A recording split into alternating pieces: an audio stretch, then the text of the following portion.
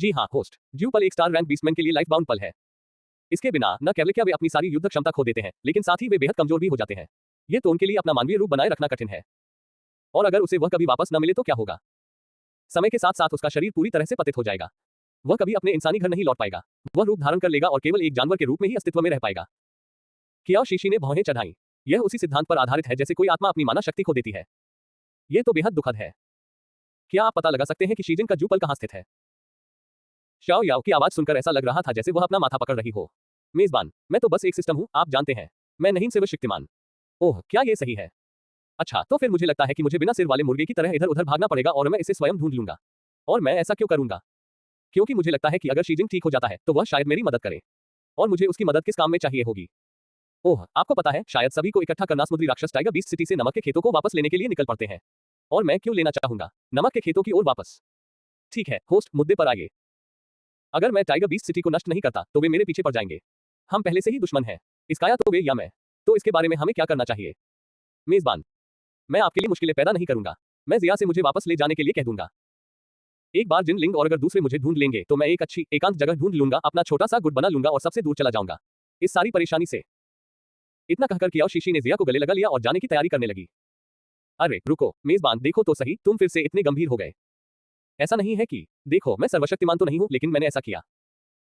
बस अपग्रेड कर लें। बस थोड़ा इंतजार कीजिए, मैं अभी आपके लिए जांच कर लेता हूं। कियाओ जिक्सी ने व्यंग्य किया। अरे वाह, मुझे तो वो मिल ही गया। मेजबान, ज्यूपल को लिविंग रूम में रखा जा रहा है। नमक के खेतों में स्थित आवास। ज्यूपल स्थलीय जीवों के लिए बेकार है, इसलिए इसे प्राप्त करने के बाद वे शायद उसने इसे कहीं फेंक दिया होगा। मुझे लोकेशन भेजो। आपको यह मिला? भेजा गया मेजबान टिल्ड टिल्ड। कियाओ शीशी ने लोकेशन मार्कर खोला और देखा कि यह उनके स्थान के काफी करीब था। हम्फ, कुछ प्रणालियां तो बस आत्मपीड़क होती हैं। जब आप विनम्रता से पेश आते हैं तो वे नहीं सुनते, आपको ही उन्हें मनाना होगा। उन्हें धमकाओ और रिश्वत दो, तब जाकर वे सही व्यवहार करेंगे। ए मेजबान, मैंने आपको स्थान बता दिया था, फिर भी आप मुझे अपमानित कर रहे हैं। सिस्कियां सिस्कियां सिस्कियां टिल्ड टिल्ड। हे, तुम सिर्फ खोखले वादे करते हो, लेकिन मेरे लिए जरा सा भी जोखिम उठाने को तैयार नहीं हो। मैं था क्या? आपको टोकना गलत था। अरे समय तो देखो, मुझे अचानक से बहुत व्यस्तता महसूस होने लगी है। मुझे जाना होगा होस्ट। कियाओ शीशी वर्तमान में लौट आए और नीचे देखा तो जिया अपने आंसू पोंछ रही थी। आंटी शीशी, मैं आमतौर पर ऐसी नहीं होती। मुझे रोने धोने वाला बनना पसंद नहीं है। कियाओ शीशी को देखते हुए इतनी देर तक चुप रहने पर जिया को लगा कि वह उससे घृणा करने लगी है। यह सुनकर कियाओ शीशी का दिल और भी दुख से भर गया और वह खुद को रोक नहीं पाए और उसे एक चुंबन दे दिया, लड़की के छोटे से गाल पर। तुम तो अभी छोटे बच्चे हो। जब भी तुम उदास हो और रोना चाहो तो मेरी बाहों में आकर रो सकती हो, और मैं तुम्हें दिलासा दूंगा। यह सुनकर कि कियाओ शीशी को उससे घृणा नहीं है, जिया की आंखें फिर से लाल हो गईं, लेकिन इस बार उसने अपने आंसू रोकने की कोशिश की। शिया, मुझे पता है कि उन्होंने तुम्हारे पिता का जूपल कहां छिपाया है। मैं इसे तुम्हारे लिए वापस लाऊंगा। जिया की आंखें आश्चर्य से चौड़ी हो गईं। आपको कैसे पता चला चाची? कियाओ शीशी ने उसे आंख मारी। क्योंकि तुम्हारी चाची बहुत होशियार है। अब तुम यहीं मेरा इंतजार करो। आकाश में उड़ने वाले राक्षस मौजूद हैं, इसलिए आपको बिल्कुल भी अकेले बाहर नहीं निकलना चाहिए। समझना? नहीं, आप ऐसा नहीं कर सकते। ये बहुत खतरनाक है। सब ठीक हो जाएगा, मैं जल्द ही वापस आऊंगा। आपको मेरी बात सुननी ही होगी। इसके साथ ही कियाओ शीशी तेजी से सतह पर तैरकर आई, पानी को चीरते हुए आगे बढ़ी और संघर्ष करने लगी। चट्टान पर। आंटी, जिया ने धीरे से पुकारते हुए अपना सिर पानी की सतह से बाहर निकाला। नीचे उतर जाओ। जिया ने अपने होंठ काट लिए और वह बस सतह के नीचे डूबती चली गई। अदृश्य लबादे की अवधि को बचाने के लिए कियाओ शीशी तब तक इंतजार करती रही जब तक वह ऊपर नहीं पहुंच गई। इसे निकालने के लिए चट्टान का इस्तेमाल करना होगा। लेकिन इससे पहले कि वह लबादा ओढ़ पाती, आकाश में गश्त लगा रहा सुनहरा चील जैसा दानव नीचे आ गिरा, सीधे उसकी ओर। जैसे ही सुनहरे चील जैसे राक्षस के नुकीले पंजे उसे पकड़ने ही वाले थे, बाघ के शावक ने उसे अपनी गोद में उठा लिया। कियाओ शीशी की बाहों में मौजूद बच्ची को मानो खतरे का आभास हो गया था। उसने अचानक अपनी आंखें खोल दी। उसकी सुनहरी पुतलियां बहती हुई रोशनी से जगमगा रही थी। उसने अपने दांतविहीन मसूड़े दिखाए और एक धीमी सी आवाज निकाली, मरोल। जैसे किसी भयानक भय से भयभीत होकर स्वर्ण ईगल दानव अचानक अपना संतुलन खो बैठा और सिर के बल समुद्र में कूद गया। अध्याय 216, केवल महिला द्वारा स्पर्श किए जाने पर ही। कियाओ शीशी ने हैरानी से पीछे मुड़कर देखा, उसकी निगाहें गोल्डन ईगल बीस्ट पर टिक गईं, पानी में छटपटाते हुए। अभी क्या हुआ? यह अंदर कैसे गिरा? उसने बाघ के बच्चे को धीरे से थपथपाया और फुसफुसाते हुए कहा, प्यारे, थोड़ी देर के लिए कोई आवाज मत करना। जबकि ठीक है, मां कुछ बड़ा करने वाली है। यह स्पष्ट नहीं था कि बाघ का बच्चा कियाओ शीशी की बात समझ पा रहा था या नहीं, लेकिन उसने अपना छोटा सा सिर उससे सटा दिया, आंखें बंद करने और गहरी नींद में वापस सो जाने से पहले हथेली। जैसे ही कियाओ शीशी चट्टान से कूदी, उसने कपड़े पहन लिए। अदृश्यता का लबादा लेकर वह नमक के मैदानों में तेजी से दौड़ने लगा। समय सीमित होने के कारण उसने ऐसा नहीं किया। अपने आसपास की चीजों से विचलित होने की हिम्मत न करना, बल्कि पूरी तरह से ट्रैकर का पीछा करते हुए अपनी ओर आने पर ध्यान केंद्रित करना। लक्ष्य। नमक के मैदान विशाल थे। गति बढ़ाने के लिए उसने अपना पशु रूप धारण कर लिया। वह अंततः लबादे की अवधि समाप्त होने से ठीक पहले वह एक बड़े पेड़ पर चढ़कर छिपने में कामयाब हो गया। समाप्त हो रहा है, इसके कूलडाउन के समाप्त होने की प्रतीक्षा कर रहा है। जब वह इंतजार कर रही थी, तभी दो नर ग्रे वुल्फ बीस्टमैन चलकर आए और उसके नीचे बैठ गए। पेड़ नगर स्वामी ने स्वर्ण ईगल पशु को एक संदेश के साथ भेजा। हमारे पास तैयारी के लिए 3 दिन है, निम्नरोधित नमक के क्रिस्टल प्राप्त करें और उन्हें 20 सिटी पहुंचाएं। इस बार नगर स्वामी को जितनी राशि चाहिए वह सामान्य से कहीं अधिक है। क्या कोई और हो सकता है? क्या आप खरीदार हैं? मुझे नहीं पता। उन कमजोर जानवरों को जल्दी करने के लिए कह दो। यदि शिपमेंट तैयार नहीं है और city lord gets angry, we are all dead. समझ गया। उन्होंने बताया कि कमजोर जानवरों का एक नया जत्था कल भेजा जा रहा है। अधिक के साथ हाथों से काम करने से हमें चीजों में तेजी लाने में मदद मिलनी चाहिए। हम उनके आराम करने और चले जाने के बाद शीशी पेड़ से नीचे उतर गई। फिर से लबादा उड़ते हुए जब इसकी ठंडक की अवधि समाप्त हो गई थी तो वह जंगल में और अंदर की ओर दौड़ पड़ी। नमक के मैदानों के पास के क्षेत्र की तुलना में यहाँ पहरा देने वाले जानवरों की संख्या बहुत कम थी। जंगल कुछ ही देर में उसे एक लकड़ी की झोपड़ी दिखाई दी। उसके ट्रैकर के अनुसार ज्यू पल थी अंदर। शीशी ने एक पत्थर उठाया और उसे झोपड़ी के दरवाजे पर फेंक दिया। एक जोरदार धमाके के बाद वह स्थिति का जायजा लेने के लिए एक पेड़ पर चढ़ गई। लेकिन काफी समय बीत गया और केबिन से कोई प्रतिक्रिया नहीं मिली। ऐसा प्रतीत हुआ कि वहां कोई पहरेदार नहीं थे अंदर। फिर भी एहतियात के तौर पर शीशी तब तक पेड़ पर ही रही जब तक कि उसके लबादे की कूलडाउन अवधि समाप्त नहीं हो गई। केवल समय समाप्त होने पर ही वह नीचे कूदी, केबिन के पास गई और दरवाजा खोल दिया। वह केबिन बहुत प्राचीन लग रहा था। अंदर कुछ लकड़ी की अलमारियों के अलावा और कुछ नहीं था। शीशी ने शेल्फ के एक छोर पर रखे लकड़ी के बक्से को खोला और तुरंत ही उसे एक क्रिस्टल सा साफ गोला दिखाई दिया। अंदर यह मोती जैसा दिखता था, लेकिन इसकी चमक अधिक पारदर्शी, अधिक दीप्तिमान थी। वह उसे छूने के लिए हाथ बढ़ाने से खुद को रोक नहीं पाई। सतह रेशम की तरह चिकनी थी और उसने पाया वह कुछ और क्षणों तक उसे सहलाती रही। शीशी को यह नहीं पता था कि जैसे ही उसने चट्टानी गुफा में वापस जाकर मोती को छुआ, शीजिन के पूरे शरीर में कपकपी दौड़ गई। उसके गले से एक धीमी दबी हुई कराह निकली, दर्द और संयम दोनों की आवाज। कुछ ही क्षणों में उसकी मोती जैसी सफेद त्वचा लाल हो गई और उसकी पीली त्वचा पर धुंध की एक परत छा गई। नीले रंग के आइरिस फूल। वह मुठ्ठियां भींचते हुए चट्टान पर गिर पड़ा। मालकिन। कुछ देर तक उसे सहलाने के बाद शीशी ने पुष्टि की कि मोती जिया के विवरण से मेल खाता है और उसने ज्यूपल को अपने आयामी स्थान में संग्रहित कर लिया। लेकिन जैसे ही वह जाने के लिए मुड़ी, उसके पैरों के नीचे की केबिन हिलने लगी। शीशी हौंफने लगी। उसने दरवाजा खोलकर भागने की कोशिश की, लेकिन पलक झपकते ही केबिन वह एक पिंजरे में बदल गया जिसमें वह फंस गई। पूरी संरचना को एक शक्तिशाली बल हवा में लटका हुआ पकड़ लिया। उसे पास आते कदमों की आहट सुनाई दी। दीवार की दरारों से झांकते हुए शीशी उसने देखा कि कई नर पशु मानव उसकी ओर दौड़ रहे थे। इसमें कोई आश्चर्य की बात नहीं है कि ज्यूपल को इतनी लापरवाही से छोड़ दिया गया था, उसने सोचा। उन्होंने तो शुरू से ही जाल बिछा रखा था। आखिरकार हमने तुम्हें पकड़ ही लिया, तुम कमीने जलमानव। बेलों को नीचे कर दें। जैसे जैसे उन राक्षसों की आकृतियां करीब आती गईं, शीशी को लगा कि केबिन नीचे की ओर उतर रहा है। लेकिन जब उन्होंने बेलों से ढका दरवाजा हटाया और लकड़ी का पिंजरा खोला तो उन्हें वह मिला पूरी तरह से खाली। यह आश्चर्यजनक है, ये खाली कैसे है? अन्य जानवरों को इस पर विश्वास नहीं हुआ और वे खुद देखने के लिए आगे बढ़ गए। वह कैसे संभव है? जैसे ही कोई ज्यूपल लेता है, जाल सक्रिय हो जाता है। कैसे? क्या यहाँ कोई नहीं हो सकता? आप लोग जांच करें कि ज्यूपल अभी भी वहां है या नहीं। कई नर पशु मानव खोजबीन करने के लिए दौड़े, लेकिन उन्हें केवल वही बक्सा मिला जिसमें ज्यू रखा हुआ था। Pearl was now empty. उन दरिंदों के चेहरे उतर गए। वह चला गया। यह जरूर चोरी हो गया होगा। लेकिन हम तो पूरे समय देख रहे थे, हमें एक भी जानवर जैसा इंसान नहीं दिखा। प्रमुख ग्रे वुल्फ बीस्ट का चेहरा गंभीर था। ज्यूपल उनके लिए बेकार था, इसलिए उन्होंने वह हमेशा इसे यहाँ चारा के रूप में छोड़ देता था ताकि भागे हुए जलमानवों को लुभा सके। उन्होंने चोरों को इसी तरह पकड़ा था। पहले तो उन्हें किसी भी जानवर जैसे इंसान का कोई सुराग नहीं मिला था, लेकिन इस बार उन्हें किसी भी जानवर जैसे इंसान का एक भी निशान नहीं मिला। गंध का पीछा करो, हमें वो ज्यूपल वापस लाना ही होगा। जी श्रीमान। इसी बीच शीशी पहले ही ज्यूपल के साथ तट की ओर दौड़ रही थी। जैसे ही राक्षसी प्राणी ने पिंजरा खोला, उसने अपना लबादा सक्रिय कर लिया था। अपने छोटे कद की बदौलत वह बिल्कुल उनके पैरों के नीचे से बिना किसी का ध्यान खींचे निकल गया था। अदृश्यता का प्रभाव समाप्त होने से ठीक पहले शीशी किसी तरह समुद्र में वापस कूदने में कामयाब हो गई। समुद्र में इंतजार कर रही जिया ने शीशी को लौटते देखा और उसकी बड़ी उदास आंखें चमक उठी। वह उसने तुरंत जल नियंत्रण का उपयोग करके शीशी के चारों ओर समुद्र को 2 भागों में बांट दिया। आंटी, आप वापस आ गई। मुझे तुम्हारे पिता का ज्यूपल मिल गया। चलिए अब वापस चलते हैं। जिया की आंखें सदमे से चौड़ी हो गईं। ये तो बहुत ही अच्छी बात है। जैसे ही वे समुद्र में उतरे, उन्हें सील के बच्चे मिले जो खेलने चले गए थे। वहां भी। आप लोग यहाँ कब आए? हम यहाँ कुछ समय से हैं। हम सब आपका इंतजार कर रहे थे। ठीक है, चलिए वापस चलते हैं। जब तक वे अपने घर के समुद्री क्षेत्र में पहुंचे तब तक आकाश में अंधेरा छा चुका था। जिक्सी ने सील के बच्चों के लिए कुछ मिठाई निकाली। ये लो, ये तुम्हारे लिए है। लो, थोड़ा खा लो। सील के बच्चे खुशी से चिल्लाते हुए दौड़कर अपने घर की ओर चल दिए। मुंह में एक मिठाई लिए जिया ने शीशी का हाथ थाम लिया और उसके दिल में एक मिठास सी उमड़ आई, जो उसके स्वाद से भी कहीं बढ़कर था। मुझे अब अपना जीवन बहुत पसंद है, उसने सोचा। मुझे उम्मीद है कि आंटी शीशी हमेशा मेरे साथ रह सकेंगी। चांदनी में नहाए हुए वे चट्टानी गुफा में लौट आए। गुफा में रात में अंधेरा नहीं होता था, इस बात का एहसास शीशी को बाद में हुआ। चट्टानी गुफा थी कई चमकदार मोतियों से जड़ा हुआ। जिया ने समझाया था कि ये मोती अद्वितीय थे। वे समुद्र तल का उपयोग प्रकाश के लिए करते थे। शिया। जिया खुशी से जिजिन के पास भागी। पिताजी, चाची, शीशी के पास आपके लिए कुछ बहुत ही अच्छी खबर है। शिया का मानना था कि चूंकि शीशी को जुए मोती मिल गया था, इसलिए शीशिन को यह बात शीशी को ही बतानी चाहिए, व्यक्तिगत रूप से। यह सुनकर शीजिन ने अपना चेहरा शीशी की ओर मोड़ लिया।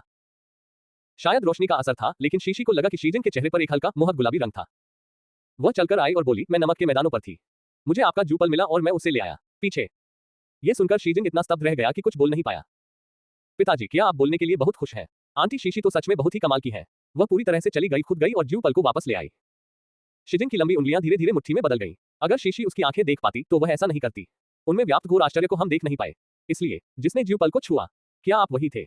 शीशी असमंजस में थी। हाँ, मैंने ही। क्यों? जिया को अपने पिता के साथ कुछ गड़बड़ महसूस हुई। पिताजी, क्या बात है? शीजिंग ने खुद को शांत रखने की कोशिश की, लेकिन उसका मन उथल पुथल में था। ज्यूपल हमारी जीवन शक्ति का मोती है, उसने सोचा, यह मेरी संतान को जन्म देने की कुंजी है। केवल केवल तभी जब मेरी नियति की स्वामिनी इसे स्पर्श करती है। क्या मैं इस तरह उत्तेजित हो जाऊंगा? अध्याय 217। नहीं, ऐसा मत करो। शीजिंग को समझ नहीं आया। उसकी नियति की साथी स्पष्ट रूप से कियाओ शीशी नहीं थी, तो फिर वह क्यों था? जब उसने उसके ज्यूपल को छुआ तो वह उत्तेजित हो गई। कियाओ जिक्सी ने जिजिंग की ओर देखा। वह बहुत खुश नहीं लग रहा है ना? उसने शीजिंग के हाथ पर थपथपाया और वह अचानक वास्तविकता में लौट आया। जिस जगह को उसने छुआ था, वह जगह झुलस गई थी, जिससे उसके पूरे शरीर में गर्मी की लहर दौड़ गई। मैं ठीक हूं। मुझे बस आश्चर्य हुआ, बस इतना ही। धन्यवाद, कियाओ जिक्सी। और मुझे लगा था कि वह इसे नहीं चाहता। इसका जिक्र मत करो। इसके अलावा मैं आपकी मदद मुफ्त में नहीं कर रहा हूं। मैं तुम्हें इसका भुगतान कर दूंगा। कियाओ शीशी ने ज्यूपल को बाहर निकाला। इसकी चिकनी कोमल बनावट इतनी मनमोहक थी कि वह खुद को रोक नहीं पाई। इसे छोड़ने में मुझे कठिनाई हो रही है। वह खुद को रोक नहीं पाए और चुपके से उसे फिर से सहलाने लगी। शीजिंग का पूरा शरीर अकड़ गया। उसकी मोती जैसी सफेद त्वचा लाल रंग से चमक उठी। उसके गले से एक धीमी दबी हुई कराह निकली। उसने घबराकर कियाओ शीशी का हाथ पकड़ने की कोशिश की। नहीं, नहीं। कियाओ शीशी हैरान रह गई। क्या गलत? जिजिंग धीरे धीरे हौंट रहा था, उसकी छाती नाटकीय रूप से ऊपर नीचे हो रही थी। इतना खूबसूरत और इतना नाजुक इंसान, इतना करीब। मैं सचमुच सचमुच उसके साथ अपनी मनमर्जी करना चाहती हूँ। जैसे ही यह विचार मन में आया, कियाओ शीशी ने उसे तुरंत रोक दिया और अपना सिर जोर से हिलाया। शांत हो जाओ, शांत हो जाओ। घर के लड़के तो पहले से ही बहुत परेशान करने वाले हैं।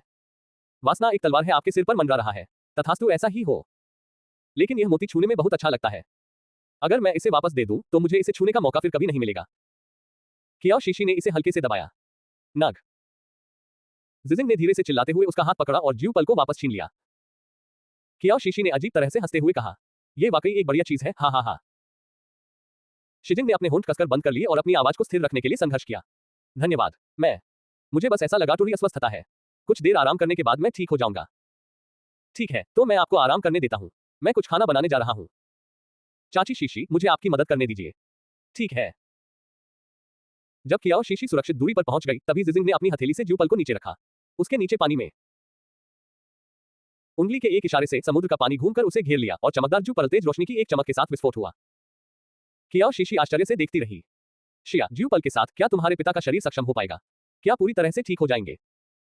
शिया ने सिर हिलाया, फिर ना में जवाब दिया। पिता के पशु आत्मा तारा स्तर को बहाल किया जा सकता है, लेकिन उसका आंखें, वे अब भी ऐसा नहीं कर सकते। क्या वह अंधा है? क्या इससे कोई समस्या नहीं होगी? छोटे दानव, क्या सिस्टम शॉप में कोई ऐसी दवा है जो शीजिंग की आंखों का इलाज कर सके? जी हाँ, मेजबान। लेकिन इसकी कीमत 1000 पॉइंट्स है और आपके पास अभी उतने पॉइंट्स नहीं है। ये विधवा उधार पर नहीं खरीदी जा सकती। जल्दी क्या है? क्या मैंने कहा था कि मैं इसे उधार पर खरीदूंगा? ओह, as if you haven't done that plenty of times before. But Auntie Shishi, even though father's eyes still can't see, his perception skill is very strong. उनकी दैनिक गतिविधियों पर कोई असर नहीं पड़ेगा। ठीक है। कियाओ शीशी ने बांस की टोकरी उठाई जिसे उसने कल समुद्र के पानी में छोड़ दिया था। इसमें अभी भी वह बात थी, उसने मछलियां और शंख पकड़े थे और उसे आश्चर्य हुआ कि कुछ ऑक्टोपस भी उनके साथ शामिल हो गए थे। आज रात के खाने में हम सीफूड हॉटपॉट क्यों न बनाएं? कियाओ शीशी पहले ही चुपके से अपना पत्थर का बर्तन, कटोरे और चॉपस्टिक निकाल चुकी थी। शीजिंग देख नहीं सकता, वैसे भी उसने सोचा जिया को संभालना काफी आसान है। इस शानदार समुद्री भोजन के साथ मैं सीमित संसाधनों के बावजूद भी खुद को कम आंकने वाला नहीं हूं। उसने पत्थर के बर्तन को दो बड़ी चट्टानों के बीच रखा और उसमें अपनी आध्यात्मिक शक्ति से प्राप्त जल भर दिया। वसंत। जब पानी उबलने लगा तो उसने उसमें साफ किए हुए समुद्री भोजन को डाल दिया। जब यह लगभग पक चुका था, उसने अपने भंडारगृह से कुछ डिपिंग सॉस निकाला और उसे एक पत्थर के कटोरे में डाल दिया। कियाओ शीशी ने अपनी चॉपस्टिक से स्क्विड का एक टुकड़ा उठाया, उसे सॉस में डुबोया और उस पर फूंक मारी। ठंडा, और उसने उसे उसके मुंह में डाल दिया। स्वादिष्ट। चाची, क्या अब हम खाना खा सकते हैं? जिया तो पहले से ही बेसब्री से लार टपका रही थी। तुम कर सकते हो, आप चाहें तो इसे आजमा कर देख सकते हैं। इस सॉस में डुबोकर खाने से मांस का स्वाद और भी बढ़ जाता है। ठीक है। शिया ने उत्सुकता से स्क्विड का एक टुकड़ा उठाया और कियाओ शीशी की नकल करते हुए खाना शुरू कर दिया। वाह, ये तो बहुत स्वादिष्ट है। कियाओ शीशी ने अपने कटोरे में कुछ और टुकड़े रख दिए। अगर आपको ये पसंद है तो जितना चाहें उतना ले लीजिए। अभी और भी बहुत कुछ है। म्याऊं। बाघ का बच्चा जाग गया था और मुंह खोलकर म्याऊं म्याऊं कर रहा था। कियाओ शीशी ने उसे गोद में उठाया और उसके छोटे से पेट को सहलाया। क्या तुम्हें भूख लगी है? बस एक पल मम्मी, हम आपको तुरंत खाना खिला देंगे। म्याऊं। शावक के शरीर पर बाल उगने लगे थे। उसमें उसके खूबसूरत बाघ पिता के जीन साफ तौर पर दिखाई दे रहे थे। छोटे बच्चे के काम में। जब वह बड़ी होगी, शीशी ने सोचा, कौन जाने कितने लड़कों से उसकी मुलाकात होगी। वह सबको मोहित कर लेगी। जब उसका पेट भर गया तो कियाओ शीशी शावक को दूध पिलाने के लिए ले गई। यह एक लंबा दिन था और वह थका हुआ था। उसे पता भी नहीं चला और वह नींद में डूब गई। शिया ने सो रही कियाओ शीशी और बाघ के बच्चे पर एक नजर डाली, फिर सावधानीपूर्वक एक जानवर को कपड़े से ढक दिया। उनके ऊपर कंबल डाल दें। उसके पीछे से पानी में छपछपाहट की आवाज आई। जिया ने जीजिन को सतह पर आते हुए देखा। वह धीरे धीरे चलता था। किनारे पर आते ही उसकी विशाल मछली की पूंछ की जगह लंबी सुडौल टांगों की एक जोड़ी आ गई।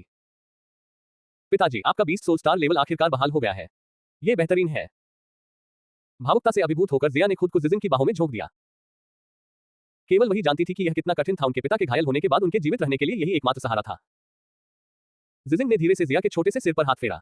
मुझे माफ करना जिया, मैंने तुम्हें कष्ट दिया। जिया ने अपना सिर हिलाया। यह सब आंटी शीशी की वजह से है। काश वो मेरी मां होती। जैसे ही ये शब्द मुंह से निकले जिया ने झट से जिजिन की ओर देखा। वह अपनी असली मां को जानती थी। वह एक अलग तरह की स्थलीय प्राणी थी और इस तथ्य ने उसे दुखी कर दिया क्योंकि वह उसे पसंद नहीं करती थी। मां बिल्कुल भी नहीं। पिताजी, क्या आप अब भी मेरी मां को ढूंढने जा रहे हैं? जिजिन ने अपने होंठ सिकोड़े, लेकिन जिया समझ गई कि वह कियाओ जिक्सी की ओर देख रहा है। शिया, पिताजी को उसे ढूंढना ही होगा। शिया का सिर झुक गया, उसका मनोबल एकदम गिर गया। अगर पिताजी मेरी मां को ढूंढ लेते हैं तो क्या इसका मतलब यह होगा कि क्या अब मैं आंटी शीशी के साथ नहीं रह सकता? यह सोचकर जिया को बहुत दुख हुआ। जिजिन का ध्यान पूरी तरह से कियाओ जिक्सी की ओर केंद्रित था, इसलिए उसने अपनी बेटी की ओर ध्यान नहीं दिया। उसके मूड में बदलाव आ सकता है या उसे एहसास हो सकता है कि उसने उसे पूरी तरह से गलत समझा था। शिया, तुम दोनों थोड़ी देर पहले क्या खा रहे थे? Sea food hotpot. आंटी ने इसे बनाया था और तुम्हारे लिए काफी कुछ छोड़ गई है। चलिए पिताजी, आपको खाना खाना चाहिए। ठीक है। जिजिन को कियाओ जिक्सी का खाना भी बहुत पसंद था। उसे इस बात की बहुत जिज्ञासा थी कि उसे इतनी सारी रेसिपी कैसे पता है, इतने स्वादिष्ट भोजन के लिए। जिजिन को खाना खाने का तरीका दिखाने के बाद जिया उदास होकर गई और कियाओ जिक्सी के बगल में लेट गई। वह पिछले कुछ दिनों से वह इसी तरह सो रही थी। कियाओ शीशी के करीब रहने से उसे बहुत राहत मिली। सुरक्षा की भावना। जिजिन ने चुपचाप अपना खाना खाया, जरा सी भी आवाज नहीं की। पहले मुझे पूरा यकीन था कि वह महिला जिया की मां है, लेकिन कियाओ शीशी की उपस्थिति मेरे विश्वास को झकझोर दिया। चाहे कुछ भी हो जाए, मुझे उसे ढूंढना ही होगा, न केवल मेरी उलझन को दूर करने के लिए, लेकिन साथ ही। शीजिन के चारों ओर का वातावरण गहरा हो गया और उसके शरीर को घेरने वाला हल्का नीला प्रभामंडल और भी तीव्र हो गया। शीजिन ने अपना कटोरा और चॉपस्टिक नीचे रख दी। हवा में उसकी खुशबू का पीछा करते हुए वह उसके पास चला गया। कियाओ शीशी का पक्ष। सच कहूं तो मैं अपने सिद्धांत को परखने के लिए बेताब हूं। उसने धीरे से कियाओ शीशी का हाथ पकड़ा और उसे अपने जूपल पर रख दिया। जैसे ही उसकी कोमल उंगलियां उसके स्पर्श में आई, उसकी सांसें तेज हो गईं। अध्याय 218, मैं आपके लिए क्या कर सकता हूं? कियाओ शीशी ने अपनी आंखें बंद कर ली, उसकी उंगलियां अनजाने में मुट्ठी बन गईं। जिजिन की चमकदार त्वचा पल भर में लाल हो गई। उसने हड़बड़ी में कियाओ शीशी का हाथ छुड़ा लिया। क्या वाकई यह वही हो सकती है? कियाओ शीशी पानी के छपछपाने की आवाज से जाग उठी। वह आदत के अनुसार हाथ बढ़ाती और अपने बगल में थपथपाती रहती थी। एक छोटे से प्यारे से जीव को ढूंढने के बाद शावक, उसने जिया के छोटे हाथ को धीरे से दबाया। अच्छा हुआ, दोनों शावक गहरी नींद में सो रहे हैं। उसने अंगड़ाई ली, फिर उठी और अपने पीछे बने पुल की ओर देखा। समुद्र का पानी मथ रहा था और कुछ ही क्षणों बाद नीले रंग की एक चमक सतह से फूट पड़ी। उनकी आंखें सफेद जूशा की एक पट्टी से ढकी हुई थीं, जिससे उनमें एक रहस्यमय आभा उत्पन्न हो रही थी। कणों की सुनहरी रोशनी उसकी मोती जैसी चमकदार त्वचा पर पड़ रही थी, जो ताजी त्वचा की तरह रेशमी और आकर्षक लग रही थी। क्रीम। कियाओ शीशी को उम्मीद थी कि वह पहले की तरह चट्टान के पास तैरकर जाएगा और बैठ जाएगा। इसके बजाय उसका शरीर धीरे धीरे पानी से ऊपर उठा। उसकी विशाल हल्के नीले रंग की मछली जैसी पूंछ धीरे धीरे रूपांतरित हो गई। लंबे सीधे पैरों का एक जोड़ा। जैसे ही उसके पैर दिखाई दिए, नीले रंग के जूशा वस्त्रों का एक टुकड़ा प्रकट होकर उसे ढक लिया। शरीर कियाओ शीशी की दृष्टि रेखा को बाधित कर रहा था। गहन अन्वेषण। जिक्सी, क्या तुम मुझे देख रही हो? उनकी आवाज एक धीमी, झंझनाहट भरी ध्वनि थी, जैसे सिलों की ध्वनि जो किसी के दिल के तारों को छू लेती हो। घूरते हुए पकड़े जाने पर कियाओ शीशी ने बेशर्मी से विषय बदल दिया। आपकी 20 सोल स्टार रैंक। क्या ये पूरी तरह से ठीक हो गया है? जिजिन कियाओ जिक्सी के पास गया और उसके कंधे से जूशा को नीचे खींच लिया, जिससे उसका चेहरा दिखाई देने लगा। नीचे की त्वचा चमकदार है। हाँ, अपने लिए देख लो। कियाओ शीशी ने उसके कंधे पर बने 9 सितारों पर एक नजर डाली, लेकिन उसकी निगाहें अनायास ही उसकी ओर चली गईं। कॉलेबोन। हंस। कियाओ शीशी, होश में आओ। मैंने नाश्ता बना लिया है। आपको उठकर खाना चाहिए। वह काफी मेहनती है। ठीक होने के तुरंत बाद ही उसने काम शुरू कर दिया। ठीक है। शोर सुनकर जिया भी उठ बैठी और अपनी आंखें मलने लगी। पिता। शीजिन को अपने सामने खड़ा देखकर जिया खुशी से चिल्ला उठी। उसकी चीख से गहरी नींद में सो रहा बाघ का बच्चा चौंक गया और लुढ़कते हुए अपने छोटे छोटे पंजों से इधर उधर लात मारने लगा। वह झुककर कियाओ शीशी के और करीब आ गई। कियाओ शीशी खिलखिलाकर मुस्कुराए और शावक को थपथपाते हुए उसे थोड़ी देर और सोने दिया। जिजिन कियाओ जिक्सी के लिए भुनी हुई मछली लेकर आई, लेकिन शायद इसलिए कि वह देख नहीं सकता था, उसने ऐसा नहीं किया था। आंच को अच्छी तरह से नियंत्रित किया गया था और मछली पूरी तरह से जलकर कुरकुरी हो गई थी। मैंने इससे पहले कभी इस तरह का खाना नहीं बनाया, लेकिन मुझे आपका खाना इतना स्वादिष्ट लगा कि मैंने उसे ले लिया। कुछ अंगारे थे और मैंने कोशिश करना चाहा। शिया ने जली हुई मछली को देखा, उसका दिल अपने पिता को निराश करने का नहीं कर रहा था। उसने मछली उठाई, जले हुए टुकड़ों को छीलकर अलग किया और नर्म मांस को अंदर रख दिया। कियाओ जिक्सी का कटोरा। आंटी, ये पापा की नई रेसिपी है। ये स्वादिष्ट भी है। कियाओ शीशी ने मछली का एक टुकड़ा खाया। आश्चर्यजनक रूप से ये बेहद ताजा, मुलायम और रसदार था, बिना किसी मसाले के। कियाओ शीशी को खाते हुए सुनकर शीजिंग के होठों के कोने अनजाने में एक मुस्कान में ऊपर उठ गए। जब उनका पेट भर गया तब शीजिंग ने बोलना शुरू किया। जिक्सी, अब तुम मुझे बता सकती हो कि तुम्हें मुझसे क्या चाहिए? आपके लिए करने के लिए। ये वह शर्त थी जो कियाओ शीशी ने जुए मोती के बदले में रखी थी। कियाओ शीशी ने कहा, मैं टाइगर बीस्ट सिटी से वह नमक का मैदान छीनना चाहती हूँ। क्या आपके पास कोई तरीका है? शीजिंग की हल्की नीली भौहें थोड़ी सिकुड़ गईं। ये बहुत खतरनाक है। मैं यहाँ सिर्फ इसी वजह से हूँ। जिजिंग जम गया। इसका एकमात्र कारण, इसलिए उसका दिखना उसके और उसकी बेटी के लिए नहीं था।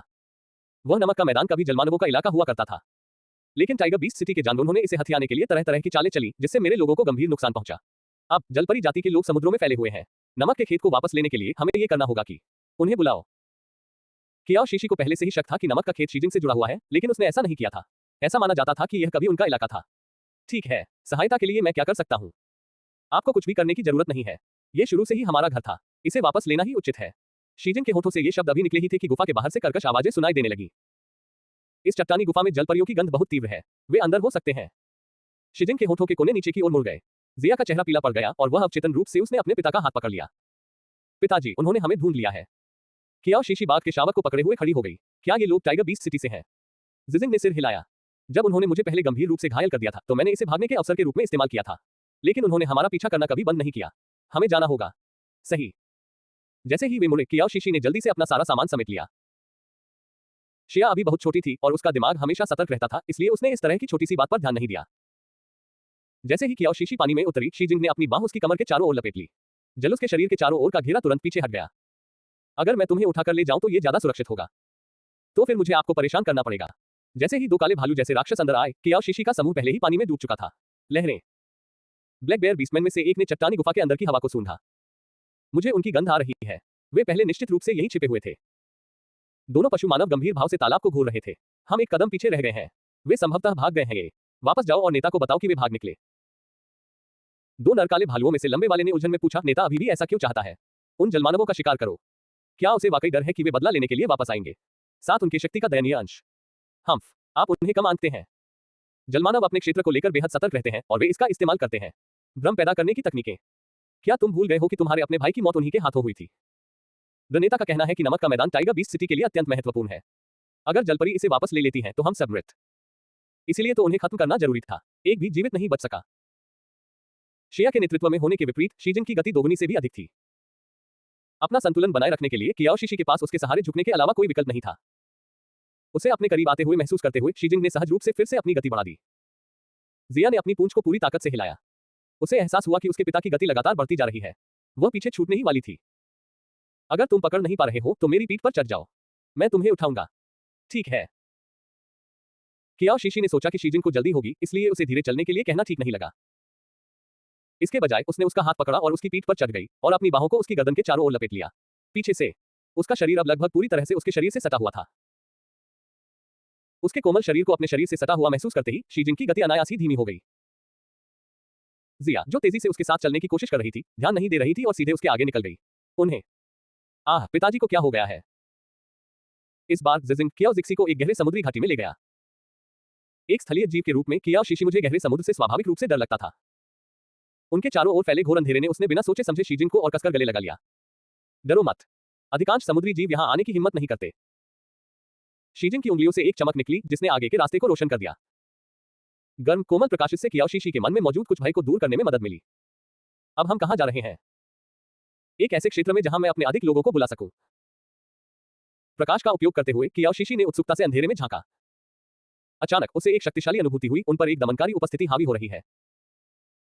उसकी बाहें शीजिंग के चारों ओर कस गईं, उसकी छाती उसकी पीठ से पूरी तरह दब गई। उसकी आवाज थी चिंता से भरा हुआ। शीजिंग, क्या कुछ आने वाला है? अध्याय 219, एक विचित्र सपना।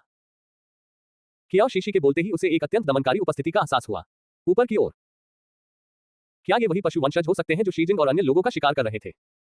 ये सही नहीं हो सकता। हम अब गहरे पानी के नीचे हैं और जमीनी जीव नीचे नहीं आ सकते। दूर। वह क्या है? यह एक नीली वेल जैसा दानव है। शीजिंग रुक गया। उसकी उंगली की नोक से निकलने वाला प्रकाश का घेरा तेजी से फैल गया, जिससे चारों ओर रोशनी फैल गई। उनके ऊपर एक विशालकाय आकृति। कियाओ शीशी की सांस अटक गई।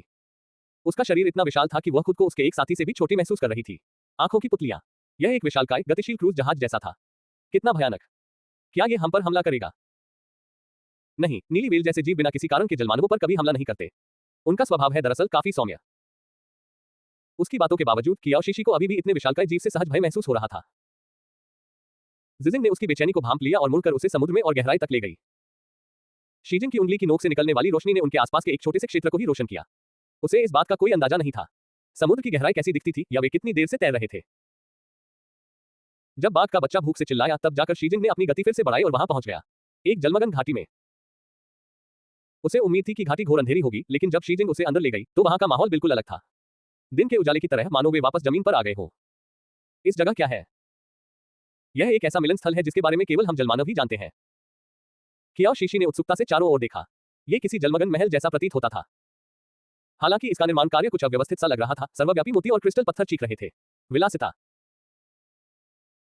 शीजिंग ने अपनी बांह हिलाकर महल में मौजूद समुद्री जल को तेजी से पीछे हटा दिया और उसका विशाल शरीर मछली की पूंछ 2 लंबे पैरों में बदल गई। कियाओ शीशी शीजिंग से फिसलकर मोतियों के फर्श पर जा गिरी।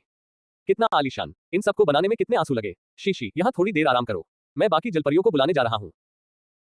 कियाओ शीशी पानी के अंदर वैसे भी ज्यादा मदद नहीं कर सकती थी। ठीक है। जिजिंग के जाने के बाद कियाओ जिक्सी ने जल्दी से बाघ के शावक को उठाकर उसे खाना खिलाना शुरू कर दिया। शिया, क्या तुम्हें भूख लगी है? वे इतनी देर से तैर रहे हैं, इसमें बहुत ऊर्जा खर्च हुई होगी। जिया ने अपना सिर हिलाया। मुझे भूख नहीं है, मैंने आज सुबह बहुत सारा खाना खा लिया। आंटी, आप क्या चाहती हैं? खाने के लिए चाहिए, मैं आपके लिए इसे ले आ सकता हूँ। क्या पानी के अंदर आग जलाई जा सकती है? जिया ने अपना सिर हिलाया। नहीं। कियाओ शीशी ने तो बस यूं ही पूछ लिया था। चाची, अगर आप थक गई हैं तो आप बिस्तर पर लेटकर आराम कर सकती हैं। मैं तुम्हारे लिए कुछ अच्छा ढूंढता हूँ को खाने के। तुम्हारे जैसे छोटे बच्चे के लिए अकेले जाना खतरनाक नहीं होगा क्या? कोई बात नहीं आंटी, यहाँ कोई अन्य समुद्री जीव प्रवेश नहीं कर सकता। कियाओ शीशी ने इस पर सिर हिलाया और एक विशाल सीप की ओर मुड़ गई। जैसे ही वह पास पहुंची, बड़ा सीप धीरे धीरे खुल गया। वह लेट गई उसकी बाहों में शावक। यह अविश्वसनीय रूप से नरम था, इतना आरामदायक कि वह 2 बार करवट बदल गई। इसकी बनावट उन लेटेक्स गेंदों से भी बेहतर थी जिन पर वह पहले सोती थी। शावक को सुलाने की कोशिश करते हुए कियाओ शीशी ने अपना लोकेटर चेक किया। उसने पाया कि जिनलिंग और बाकी लोग पहले ही निराशा की खाई को छोड़कर उस द्वीप की ओर बढ़ रहे थे जहां वह पहले भी वहां जा चुकी थी। शाओ याओ, मैं अब गहरे समुद्र में हूं। क्या ट्रैकर यहां भी मेरी लोकेशन का सटीक पता नहीं लगा पा रहा है? जी हाँ होस्ट, लोकेटर वास्तविक समय में अपडेट होता है। कियाओ शीशी ने भौहें चढ़ाई। ऐसे में मुझे उनके द्वीप पहुंचने से पहले ही वहां से निकलना होगा। मैं नहीं ले सकता, वे सचमुच मेरे पीछे समुद्र में आ गए। शाओ याओ, क्या आपको लगता है कि इस ट्रैकर में कुछ अतिरिक्त सुविधाएं हो सकती हैं? जैसे कि मेरे प्रिय मेजबान, उदाहरण के लिए किसी प्रकार का लंबी दूरी का ध्वनि प्रसारण। आप जानते हैं, एक वॉइस चैट से मारो। मेजबान, आपको सचमुच नहीं लगता कि मैं सर्वशक्तिमान हूं, है ना? अगर जियाओ याओ का भौतिक शरीर होता, कियाओ शीशी ने सोचा, तो वह जरूर उछल रहा होता और मैं अभी नीचे गिरकर चीख रही हूं। बस ऐसे ही पूछ रहा था। देखो तो सही, तुम इसे फिर से इतनी गंभीरता से ले रहे हो। शाओ याओ ने नाक सिकोड़ी। अगर मैं इस विचार को खारिज नहीं करता तो आप बस इसके बारे में दिवास्वप्न देखते रहेंगे। मुझे अपने मेजबान की सभी बेतुकी कल्पनाओं को शुरू में ही खत्म करना होगा। कियाओ जिक्सी। ऊब चुकी कियाओ शीशी सो रहे शावक को चिढ़ा रही थी, तभी अचानक उसे एक मधुर गीत सुनाई दिया।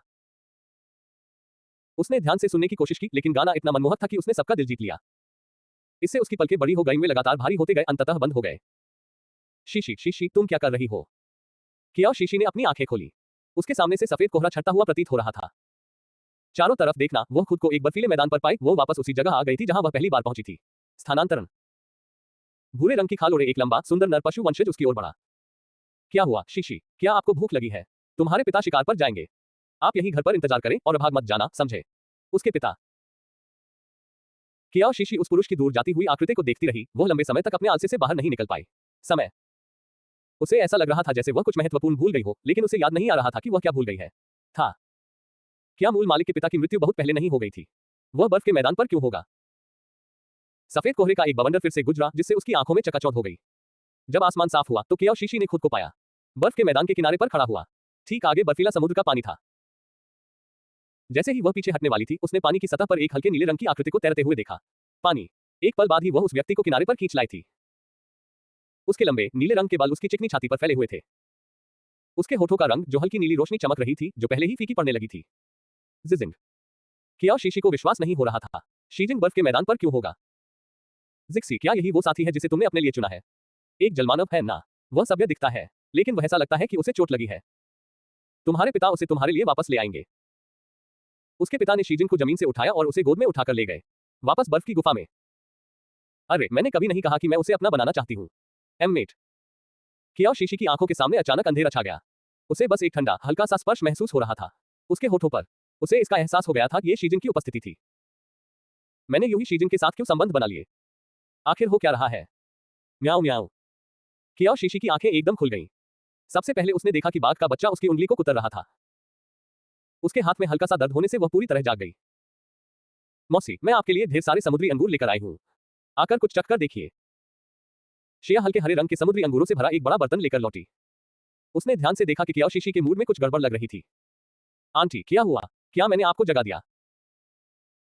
कियाओ शीशी ने जिया के छोटे से चेहरे को हैरानी से देखा, जो 60 या 70% तक मासूम लग रहा था। जिंग से मेल खाता है। उसके दिमाग में लाखों सवाल उमड़ आए। ये कुछ भी नहीं है। आंटी अब जाग गई हैं।